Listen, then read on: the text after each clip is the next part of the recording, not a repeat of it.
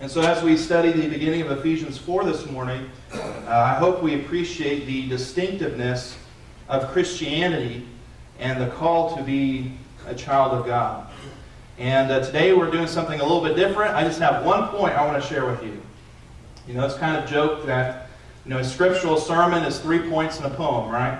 I don't know if you ever heard that or not, but it's just one point this morning.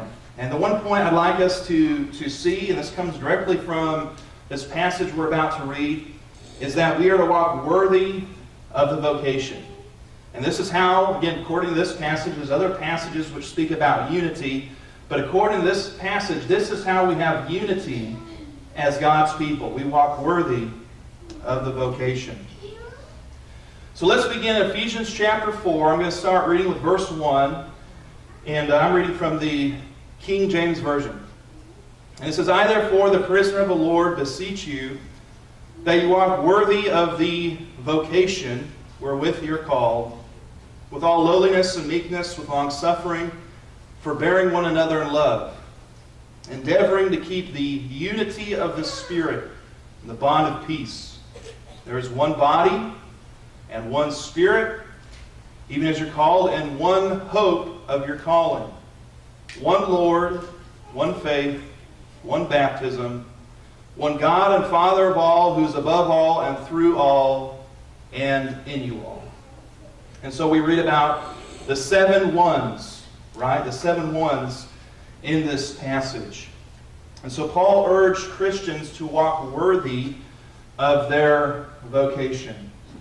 Now that's the King James Version.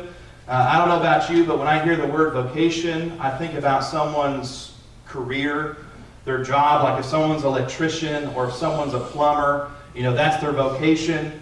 Well, that's not how the word is being used here. Regarding the word vocation, some other translations will say calling, walk worthy of the calling. And one Bible dictionary gives the following definition for this word.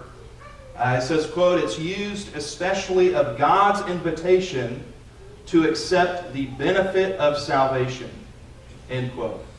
And so when Paul is talking about a Christian's vocation, a Christian's calling, that's what he's referencing.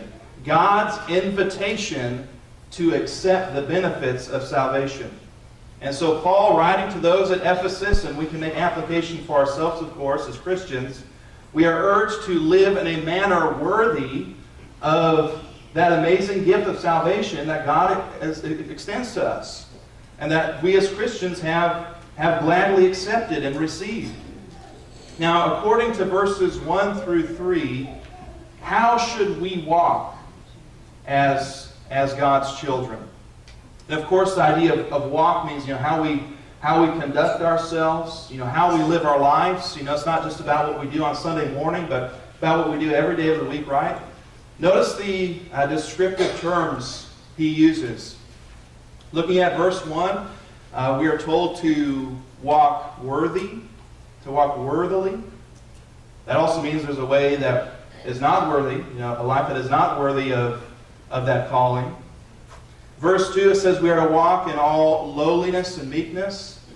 Also in verse 2, it says we are to walk with long suffering and love towards one another. Long suffering, patience. In verse 3, it says we are to walk in such a way that we endeavor to keep unity. So there we see that idea, right? That idea of unity, this call for being united. To keep unity of the Spirit and the bond of peace. And so these verses ask us to be humble individuals, also to be considerate of one another. We need to consider other people's faith and their relationship with Christ, and hopefully not cause them to stumble. Now, there's an emphasis in this passage about unity in the church. And if you recall the beginning, if you were here at the beginning of me preaching through this letter, I started with some kind of introductory information. And if we go back to the book of Acts, we learn that the church of Ephesus consisted of Jews and Gentiles. And so it makes sense why Paul would talk so much about unity and emphasize unity in Christ. And so we're asked to bear with one another, to keep unity, to maintain a bond of peace We must not allow infighting, superficial issues that really just are irrelevant. We shouldn't allow those things to divide us and allow those things to cause people to stumble in the faith. And every once in a while, I'm not speaking about anyone here, but every once in a while I hear, this person, so-and-so has some kind of grudge with that person, and well, why? Well, I don't know why. Years back they looked at me funny. Okay, well, what? Is that really worth your time and energy and having that problem in the church? We should be able to get past those kinds of, again, those kind of superficial issues and not allow those to divide us and not allow those things to give us bitterness in our walk with God. And so we can answer the call of unity when we recognize the uniqueness of our vocation.